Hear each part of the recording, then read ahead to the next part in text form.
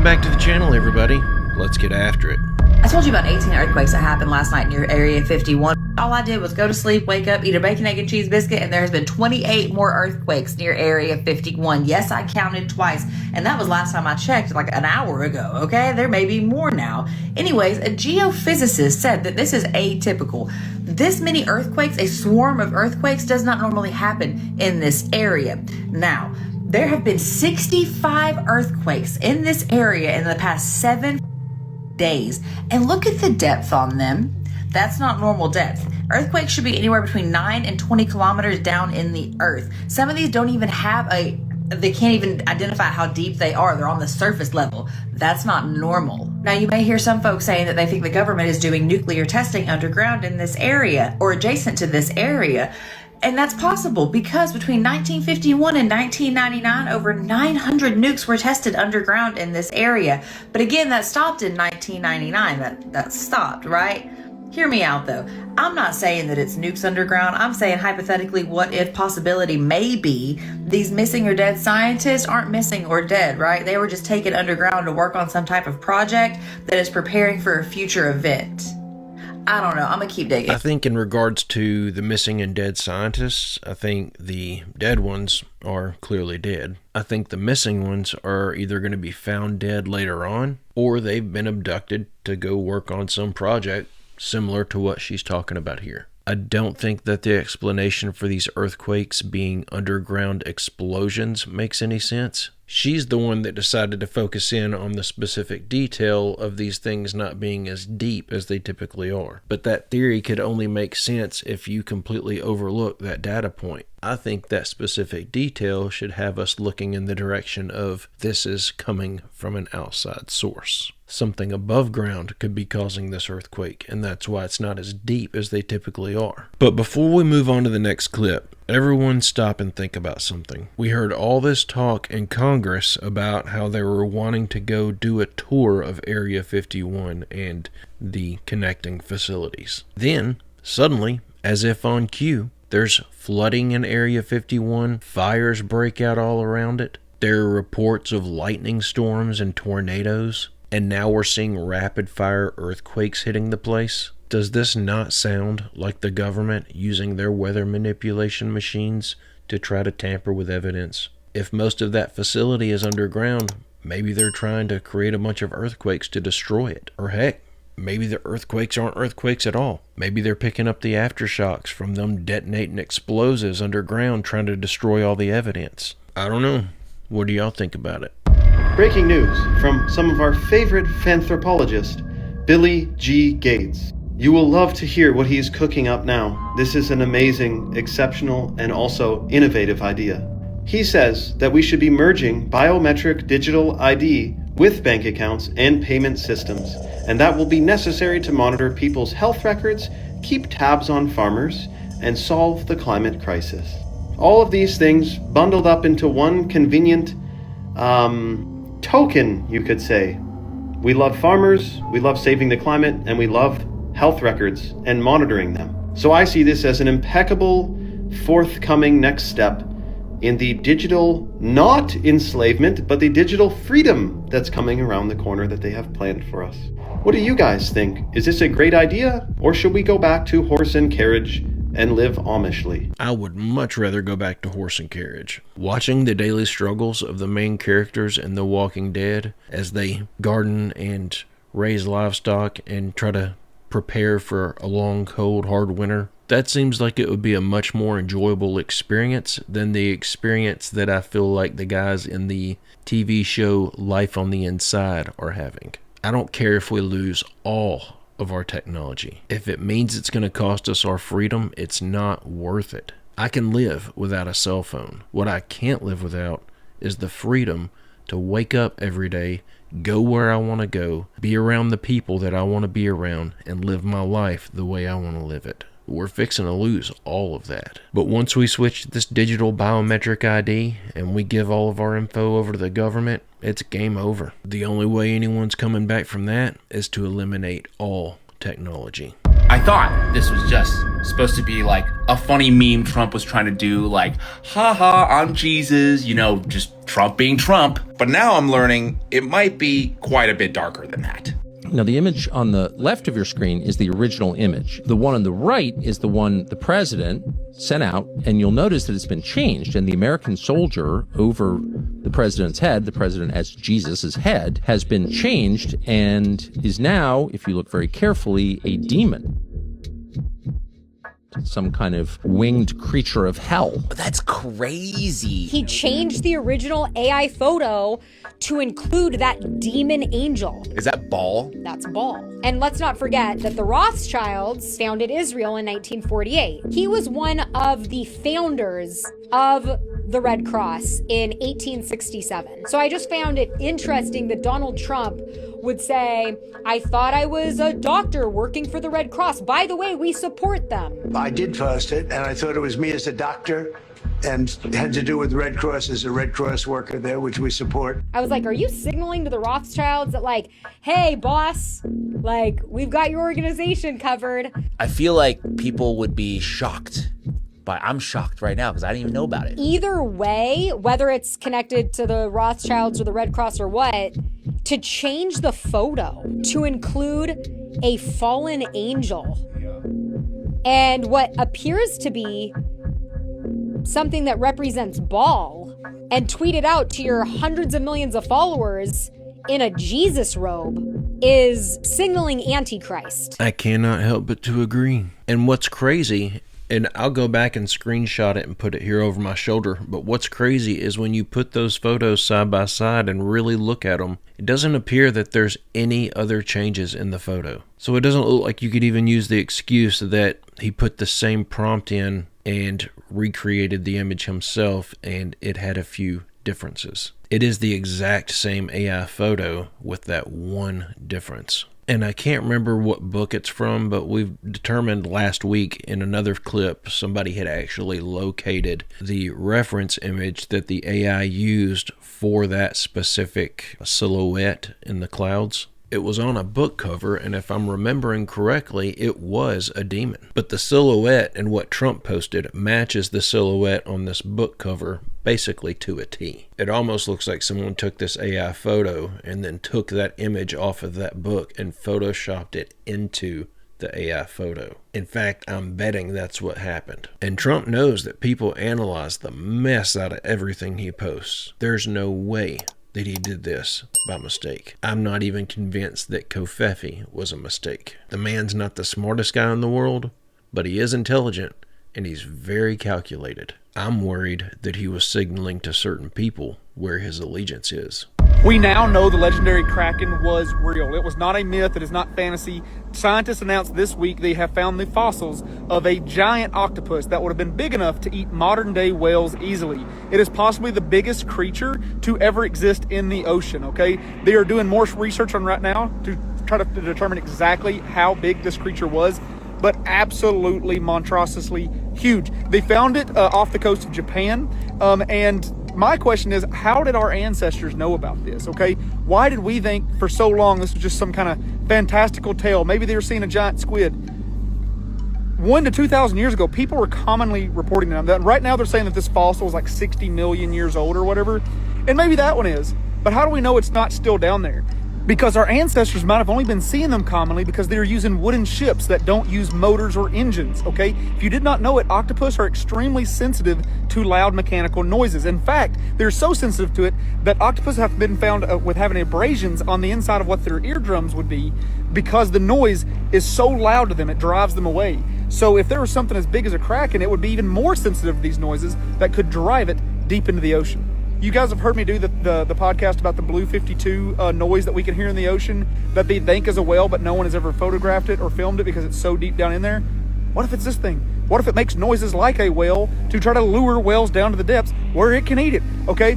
Giant squids were found just about a century ago to 100% be real. And we've only caught a giant squid on video like a handful of times ever while it was still alive. This octopus very well could be out there still, and we just have not seen it. Because if you don't know the weird thing about octopuses, they are the closest things we have to an alien. Octopus DNA cannot be matched to any other creature in the world, okay?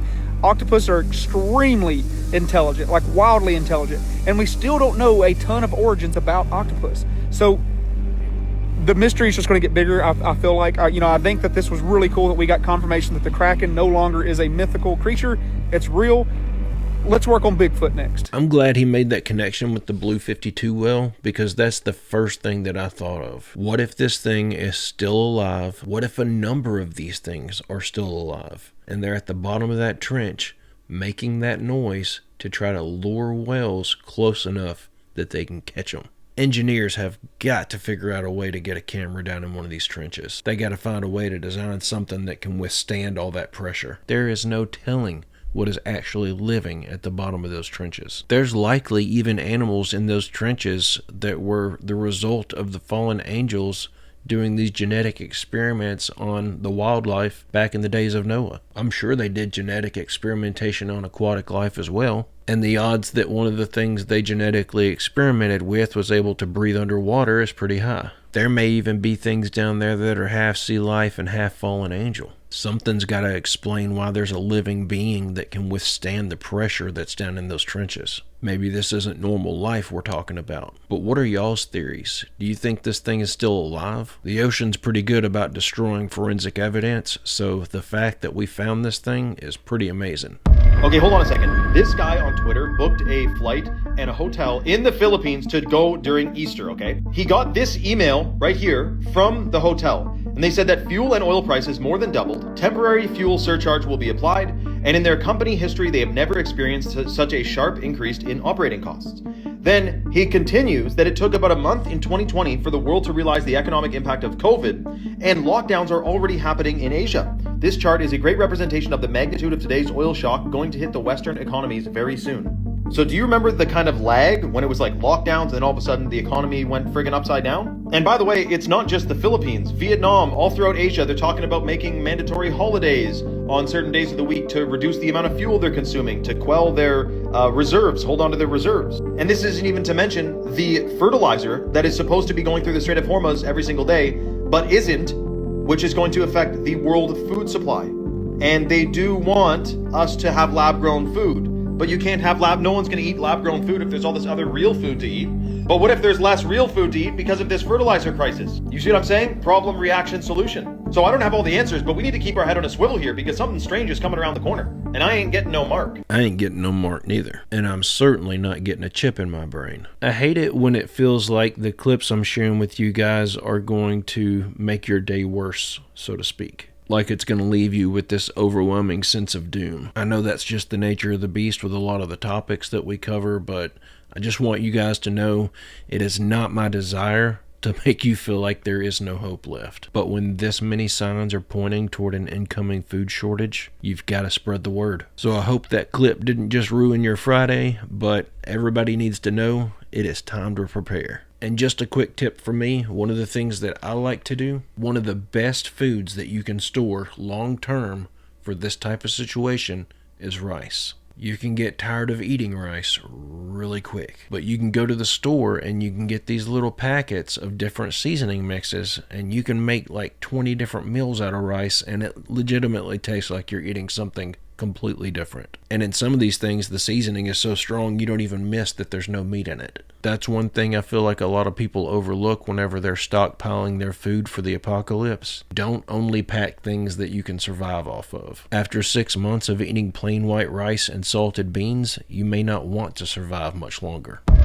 You're now going to get a speeding ticket without ever being pulled over. Avis. No, I'm not talking about the car rental company. I am talking about the automated vehicle identification system. These are like those flock cameras you see at the traffic lights. Well, what they are now going to be doing is they're going to be issuing you speed tickets. Yes, even though you're at a stoplight, you're going to get a speeding ticket. Because what they're going to be doing is absolutely insane. It is now ran by an AI algorithm that says, well, if this car was at point A, and then at this time, and then at this time it was at point B, The only way it could have got there in this amount of time is if they were speeding. It will calculate exactly how fast you were going over the speed limit and issue you automatically a speeding ticket without you being able to even challenge it.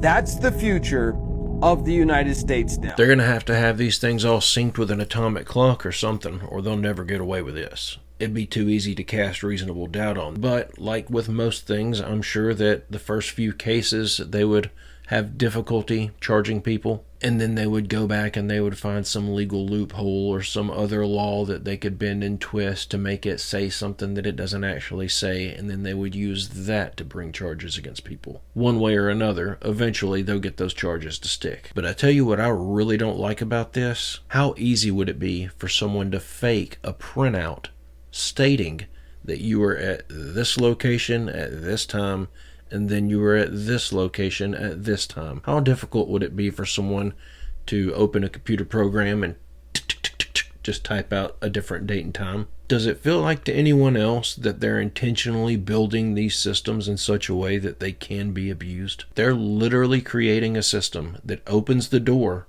for us to start prosecuting people for crimes that have no actual physical evidence or witnesses. That is not a good idea. So a lot of y'all saw my last video and you're like, the message was great, but it's AI. You go, 1st Battalion made up completely of humanoid robots, all lined up, ready for inspection. Raw 01, give me a salute. Trust me guys, I want to believe that it is, but it isn't. And I'm about to tell you it's coming directly from Pentagon, from literal congressional testimonies, and from other official United States government budget documents. So, on April 29th, Pete Hegseth, the Secretary of Defense, sat in front of the House Armed Service Committee, and that's Congress, and announced that that the United States is creating a sub-unified command specifically for autonomous warfare. That means robot warfare, people. Now it's got its own military with its own command structure. Just like the Special Operation Forces and just like Cyber Command. This is real. And in the fiscal year 2027 budget, which you can actually pull up yourself at comptroller.war.gov, the Pentagon requests $54.6 billion for this Defense Autonomous Warfare Group. That's billion with the B, people. That's a 24,000% increase from last year. That single budget line is bigger than the entire budget of the United States Marine Corps.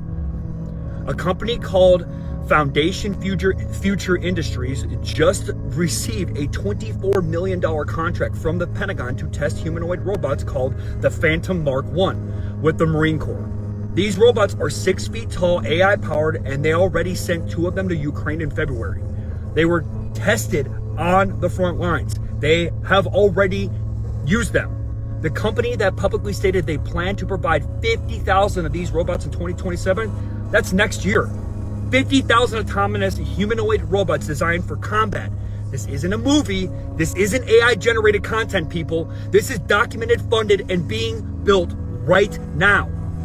Now, when I tell you this is real, these are the receipts, congressional testimonies, government budget documents, and Pentagon contracts. News coverage from every major outlet. The question isn't whether this is happening. It is already. The question is, what are we going to do about it? Realistically, probably nothing at all, but at least they won't be a problem for a short while. At first, they'll just send those things overseas to fight in wars, and they'll be manning the front lines instead of our citizens. So at first, it'll actually be a good thing. Then while that's going on, back home, they're going to have people getting used to having these things as helper bots. They'll start getting used to having them in their home. They'll get used to passing them in the grocery store. They'll get used to passing them walking down the street. I think before long, it's going to be somewhat common to see an autonomous car driving along with a robot inside of it on its way to do someone's grocery shopping. Then once everyone's used to having robots around all the time, then they'll start on this new campaign of, we can't trust humans to be cops. They'll start replacing every police officer with these robots. And then when there's no more human police officers left, I think that's when they flip the switch. But y'all leave me a comment down below and let me know what you think. But guys and gals, I'm going to go ahead and end the video right there. I hope you enjoyed these clips we watched together today. God willing, I'll be back soon with another one. I hope you come back to join me. Don't forget to leave a like and don't forget to drop a comment down below if you want to increase the odds of my next upload showing up in your YouTube feed. But guys and gals, I hope everyone has a great, safe, fantastic rest of your day, a phenomenal weekend, and I will see you all in the next one.